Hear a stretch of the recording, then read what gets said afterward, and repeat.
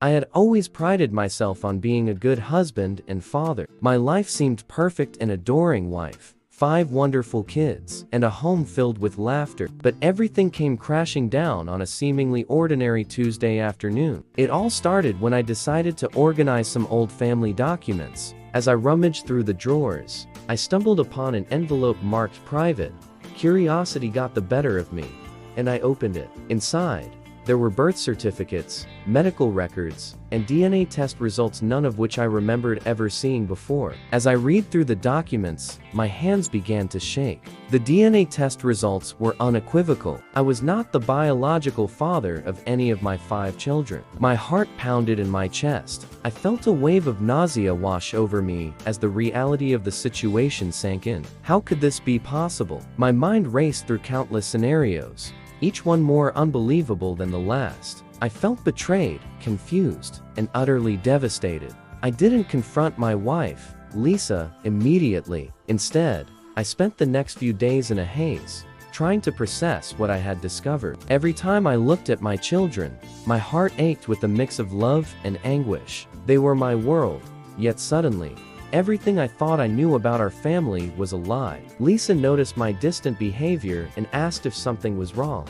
but I brushed her off, saying I was just stressed about work. I needed time to think, to figure out what to do next. The more I pondered, the more questions arose. Who were the real fathers of my children? Did Lisa know all along?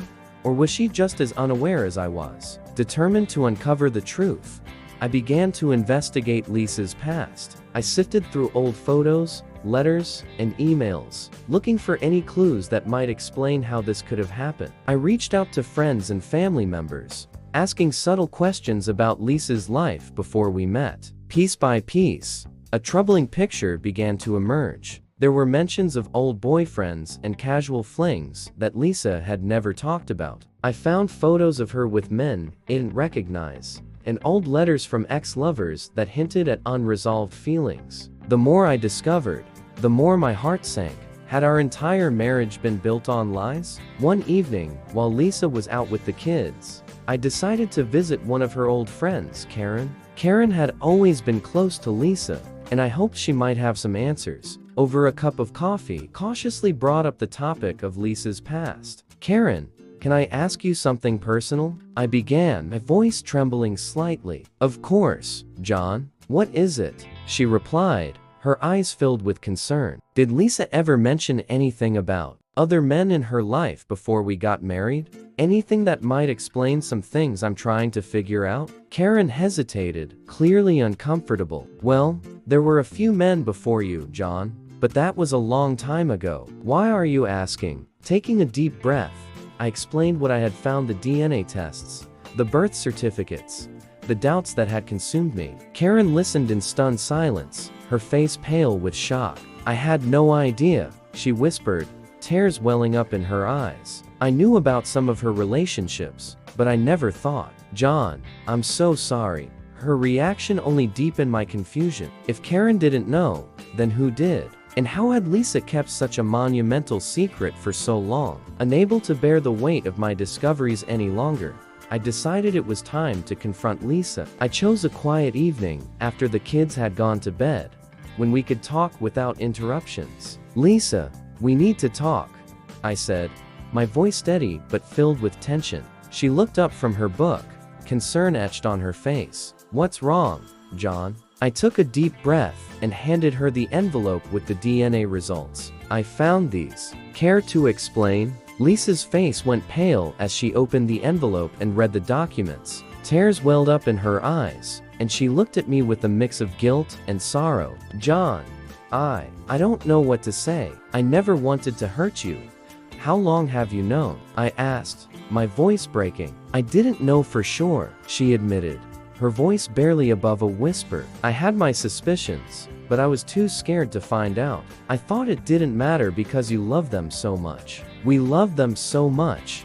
Her confession hit me like a ton of bricks. I felt a surge of anger and betrayal, but also a strange sense of relief. At least now, I knew the truth. But the question remained: who were the real fathers? With Lisa's reluctant help, We tracked down the men from her past who could be the biological fathers of our children. It was a painful process, filled with awkward conversations and emotional confrontations. Some of the men were shocked, others were indifferent, and a few were even eager to meet the children they never knew they had. One by one, we arranged meetings. It was surreal, watching these strangers interact with our kids, trying to form connections and understand their place in their lives. The children were confused at first, but they were resilient. They asked questions, tried to make sense of it all, and gradually began to accept the new reality. One of the men, Mark, showed a particular interest in being involved. He had been a close friend of Lisa's before we got married, and it was clear he still harbored feelings for her. Despite my initial reservations, I couldn't deny the bond he was forming with our eldest son, Alex. As the months passed, our unconventional family began to find a new rhythm. The biological fathers were more involved, and surprisingly, it brought a sense of stability and support that we hadn't anticipated. Lisa and I went through counseling, working through our feelings of betrayal and rebuilding our trust. The most unexpected development was the friendship that blossomed between me and Mark. We bonded over our shared love for the children and our desire to provide them with the best possible upbringing. Gradually, my anger faded, replaced by a deep appreciation for the role these men were playing in our children's lives. Our home was no longer just mine and Lisa's. It had become a place where our children could experience the love and support of all their fathers. We found a way to co-parent harmoniously, setting aside our differences for the sake of the kids. In the end, what started as a shocking revelation turned into an opportunity for growth and acceptance. We redefined our family, creating a loving environment where everyone had a place. And through it all, I discovered a new understanding of what it means to be a father, not just through biology, but through the love and dedication we give to our children. My confrontation with Lisa was just the beginning. I still had so many questions, and I knew that to move forward, I needed to understand the full extent of her past. I needed to know who these men were and how they fit into our lives. Lisa and I spent countless hours talking. At first, our conversations were tense and filled with pain. But gradually, as we both opened up, a clearer picture began to emerge. Lisa admitted that she had made mistakes, that she had been reckless and selfish in her youth. But she insisted that she never intended to hurt me or the children. She had simply been too scared to face the truth. One name kept coming up in our conversations: Mark. He had been a significant part of Lisa's life before we met. They had dated briefly, but their relationship had ended amicably, or so I thought. As we delved deeper into Lisa's past, it became clear that Mark had never really let go of his feelings for her. He had always been there, lurking in the background, waiting for an opportunity to rekindle their relationship. With Lisa's help, I tracked down Mark and arranged to meet him. I didn't know what to expect. Part of me wanted to confront him, to demand answers and vent my anger. But another part of me was curious, eager to understand who he was and why Lisa had been drawn to him. Mark agreed to meet at a local cafe. As I walked in, I saw him sitting at a corner table, looking nervous. He was tall and handsome, with an easy smile that made him instantly likable. It was easy to see why Lisa had been attracted to him. "John," he said, standing up and extending his hand. "Thanks for meeting with me." I shook his hand, trying to keep my emotions in check. "Thanks for agreeing to talk, Mark. I have a lot of questions." We sat down, and for the next few hours, Mark and I talked. He was surprisingly candid, admitting that he had always regretted losing Lisa and that he had harbored feelings for her even after she married me. He confessed that he had hoped, deep down, that they might get back together one day. "Lisa told me about the DNA tests," he said, looking me in the eye. "I had no idea. If I had known." "John, I'm sorry."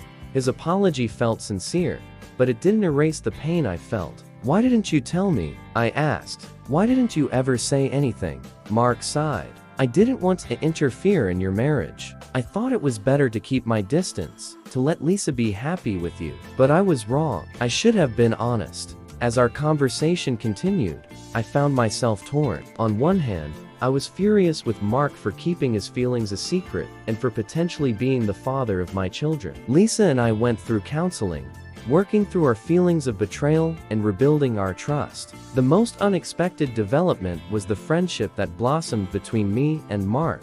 We bonded over our shared love for the children and our desire to provide them with the best possible upbringing. Gradually, my anger faded, replaced by a deep appreciation for the role these men were playing in our children's lives. Our home was no longer just mine and Lisa's. It had become a place where our children could experience the love and support of all their fathers. We found a way to co-parent harmoniously, setting aside our differences for the sake of the kids. In the end, what started as a shocking revelation turned into an opportunity for growth and acceptance. We redefined our family, creating a loving environment where everyone had a place. And through it all, I discovered a new understanding of what it means to be a father, not just through biology, but through the love and dedication we give to our children. Living in a small town meant that news traveled fast. The details of our unusual family dynamic soon became the topic of gossip, and Lisa and I knew we had to address it head on. The last thing we wanted was for our children to feel ashamed or for their friends to ostracize them. We decided to host a gathering for our close friends and family. It was a nerve-wracking decision, but we wanted to explain the situation in our own words, to control the narrative before it spiraled out of control. We hoped that by being honest and open, we could gain understanding and support. As the day of the gathering approached, I felt a mix of anxiety and determination. We had carefully planned what we would say, emphasizing the love we all shared for the children and our commitment to raising them together. Lisa and I had even invited Mark and the other biological fathers, hoping their presence would help normalize the situation. When our guests arrived, there was a palpable tension in the air. People whispered among themselves, casting curious glances at us. Finally, Lisa and I stood up to address everyone. "Thank you all for coming," Lisa began, her voice steady despite the nervousness I knew she felt. "We've asked you here because there's something important we need to share." Taking a deep breath, I continued. "A few months ago, we discovered that our family isn't quite what we thought it was. We found out that I am not the biological father of our 5 children. Instead, they each have different fathers." There were gasps and murmurs of disbelief. Some people looked shocked, others confused. We had anticipated this reaction, but it still hurt to see the judgment in their eyes. "We know this is surprising," Lisa said, her voice calm and measured. "But what's most important is that our children are loved. They are still the same wonderful kids you've always known, and we are committed to raising them together, with the support of their biological fathers."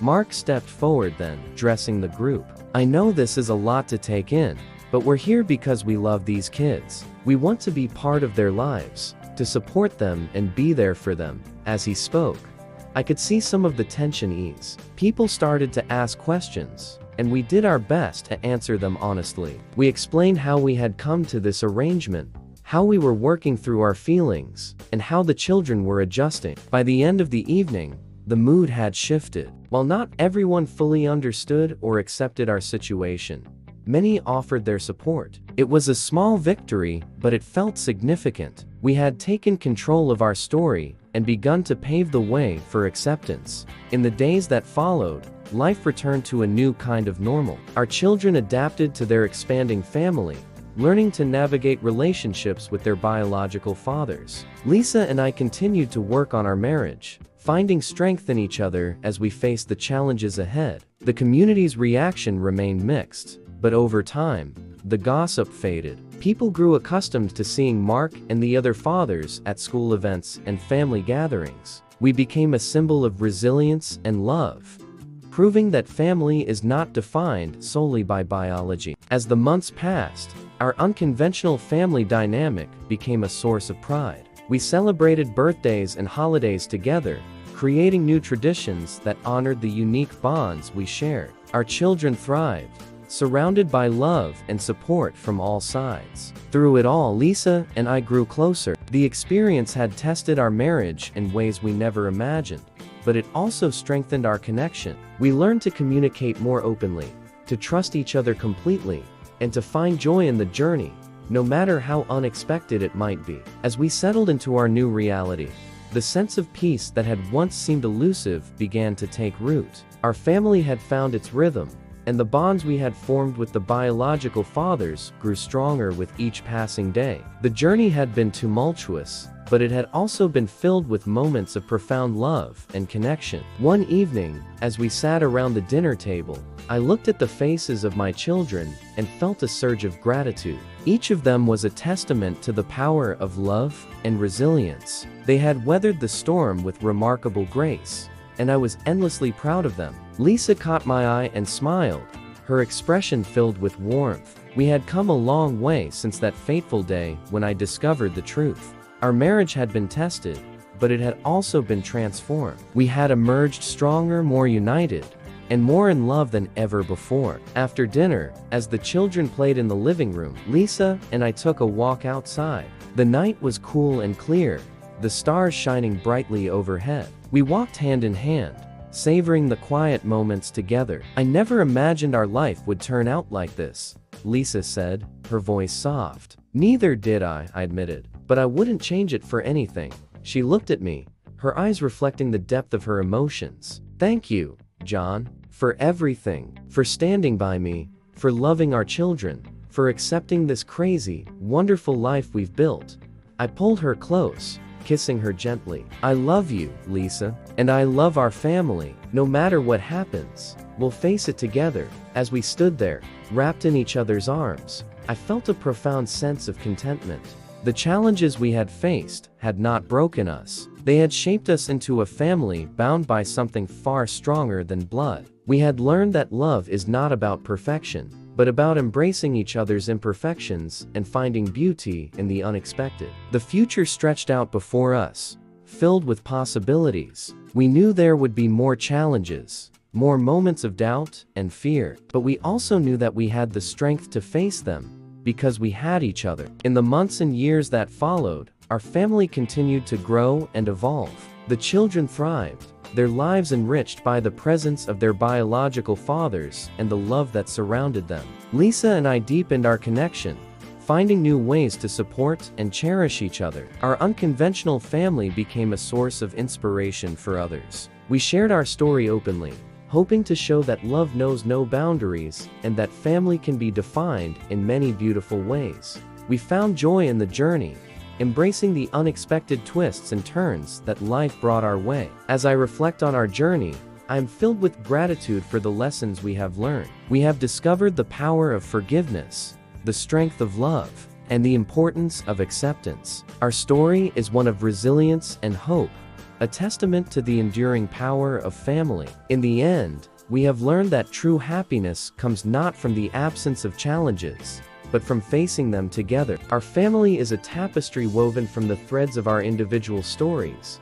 creating a beautiful, unique pattern that is all our own. And as we look to the future, we do so with open hearts and a deep sense of gratitude, for we have discovered that the greatest gift of all is the love we share. A love that transcends all boundaries and unites us in ways we never imagined. We are not defined by, but by the love and acceptance we have found in each other. Our journey is ongoing, filled with new adventures and discoveries, and through it all, we remain united, a family, bound by love, resilience, and the unwavering belief that together we can overcome anything. This is our story, and it is one of hope, love, and the power of family.